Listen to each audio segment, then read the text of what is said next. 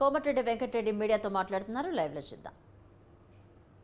కావాలంటే నా MLA funds ఇచ్చిన మినిస్టర్గా ఎవరికి ఎవరిని కూడా వేరే పార్టీ కూడా వేధించలే, గౌరవించిన ప్రజాప్రతినిధులు వస్తే అదేవిధంగా అంతకంటే ఎక్కువ పనిచేస్తా.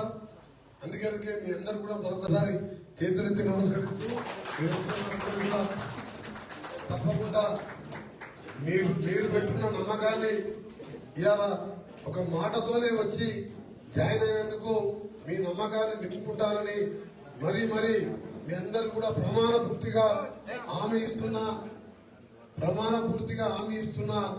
ఇవాళ ఓట్ల కోసం, నా పదవి కోసం కాదు, తెలంగాణ కోసం.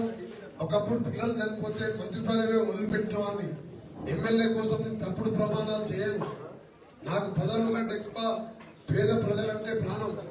నాయకులను గౌరవిస్తా, పెద్దవాడిని గౌరవిస్తా. అదే పంతాలో ముందుకు పోతాను. మీరందరూ కష్టపడి ఈ 35 రోజులు కష్టపడి ఇవాళ నన్ను కాదు గెలిపించుకునేది.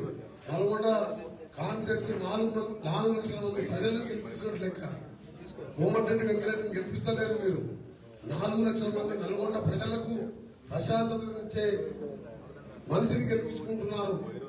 వెంకటరెడ్డి అంటే నేను ఎమ్మెల్యే అంటే మీరందరూ కూడా ఎమ్మెల్యేలతో సమానంగా మనందరం గెలిచి పనిచేద్దామని తెలియజేసుకుంటూ మరొకసారి మీ అందరూ కూడా ధన్యవాదాలు తెలియజేస్తున్నాను.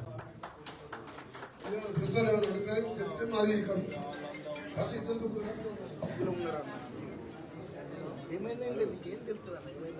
మా అత్తగారు